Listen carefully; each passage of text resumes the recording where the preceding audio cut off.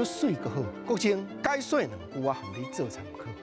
该说，该袂说哩。滚滚中江东逝水，浪花淘尽英雄。好朋友，讲三国，说三国，《三国演义》爱对黄金产作乱，老毕坐点饭桌啊，当拍算要投军，看到讲关羽行我来，本来无熟悉，啊，毋过单红眼五残埋，相貌堂堂，威风凛凛，就该互通名声，问讲英雄为何来到这个所在？关羽才讲，就是阮家己庄内有地方的恶霸，逼好相认。好朋友，这台湾话四字的成语，同时起头，逼好相认的逼，当然就是好要来甲人教这款的动作。关羽甲老毕说明讲，无人姓关名分长，何当害良人？正正就是因为害死阮地方，才会欺负百姓的恶霸，才会江湖盗难已经5、6年了，逼好相认，实在无奈，实在感慨。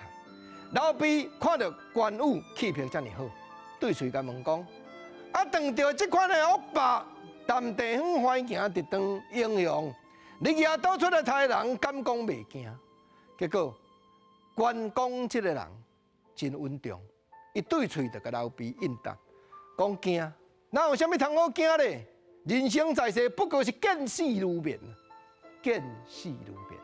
好朋友，这原来是台湾话，正正四字的成语，尤其是同时起头的见，白话讲做见面。死哪有啥？死就当作是困去，困了较久，无再就搁来醒起来。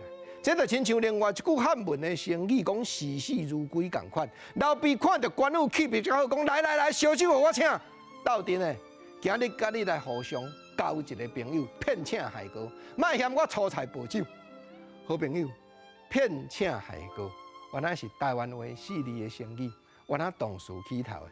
骗讲要请你，害你来遮刷咧饿，安尼叫做骗请海哥。